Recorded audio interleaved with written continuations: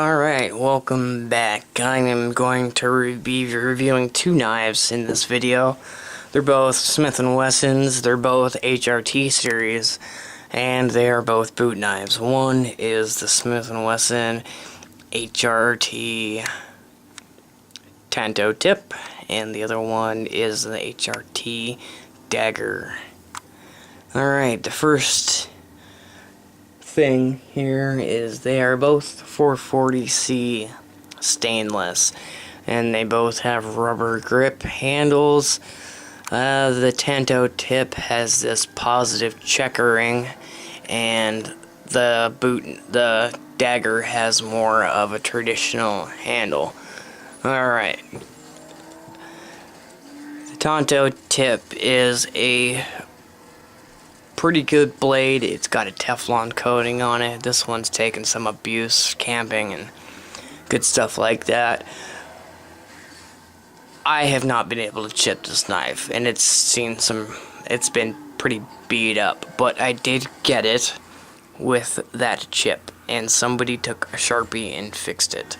So, I mean, hey, it was 16, maybe 20 bucks on eBay, so whatever.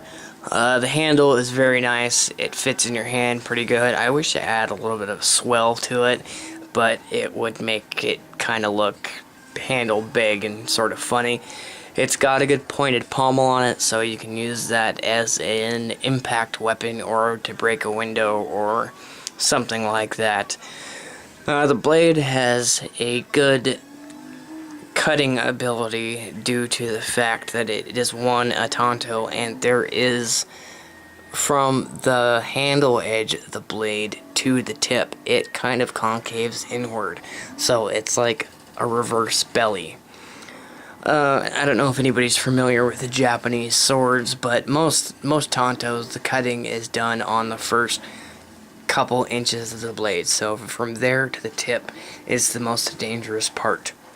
And when you're chopping into something, you hit that part of the blade, that little, maybe a 60-degree point on there. And what that does is gives you less surface area, so more force is applied to that little bit of area, so you get more of a cutting ability, which is why I am such a big fan of tanto tips. That's why I have this K-bar, and in my experience, a tanto cuts and hacks and stabs much better than a Bowie knife. Now, Bowies have their place, but I'm a fan of tantos. I also like Bowies. I like all knives, really, unless they're just absolute junk. Alright, the handle on this is not very big. I have medium-sized hands, so if you're a large-handed person, it might be a bit small for you. The hilt isn't very prominent, but it is enough.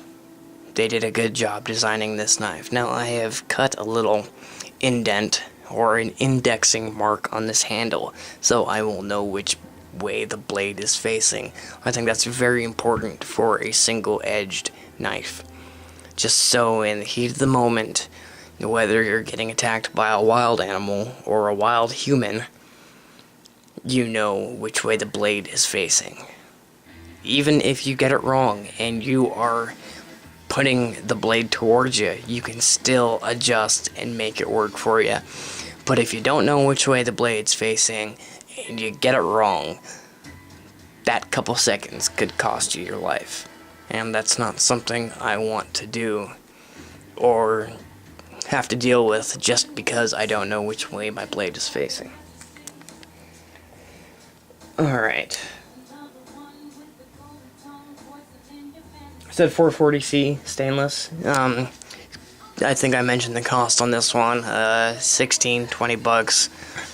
You can find them on eBay. That's where I got this one. All in all, great blade. The Teflon coating's very tough.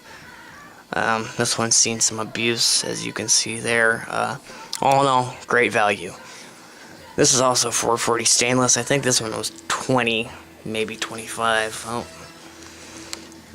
Alright, this one is a dagger type. Very sharp out of the box. That one is a little bit more dull just because of the blade geometry. It took a bit to sharpen it up, but it is very sharp now, so I really like this knife. This one has the groove cut down the middle to increase the rigidity of it. The handle is a rounded rectangle, and it is got a swell in the middle. It swells both sides, so it is a good positive feel the whole way down. Fits in your hand very nicely. It's kind of reminiscent of a Fairbairn knife.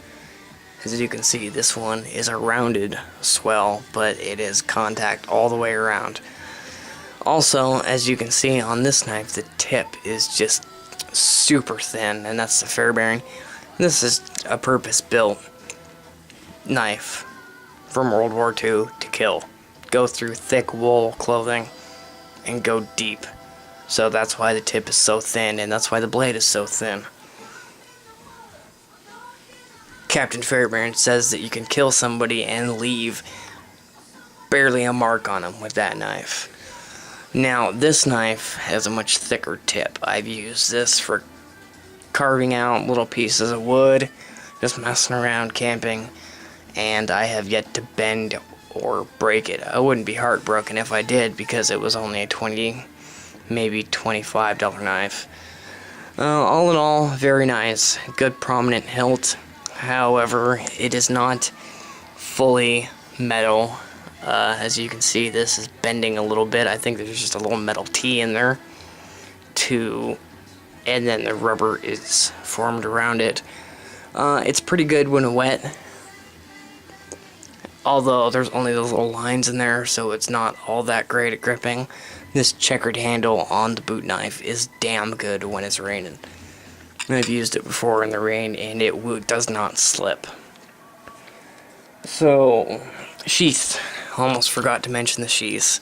They're both basically the same style. Stitched leather, very thick, pretty light for what they are. Both have the same style pocket clip with the Smith & Wesson logo and name and crest on them, non-removable clips.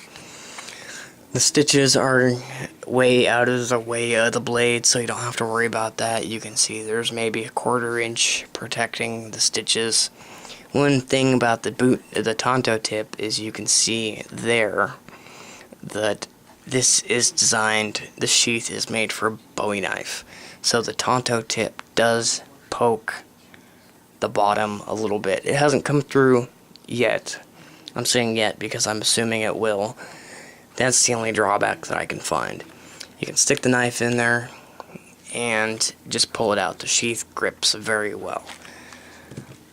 The boot knife, or the dagger sheath, has the same clip, as I mentioned.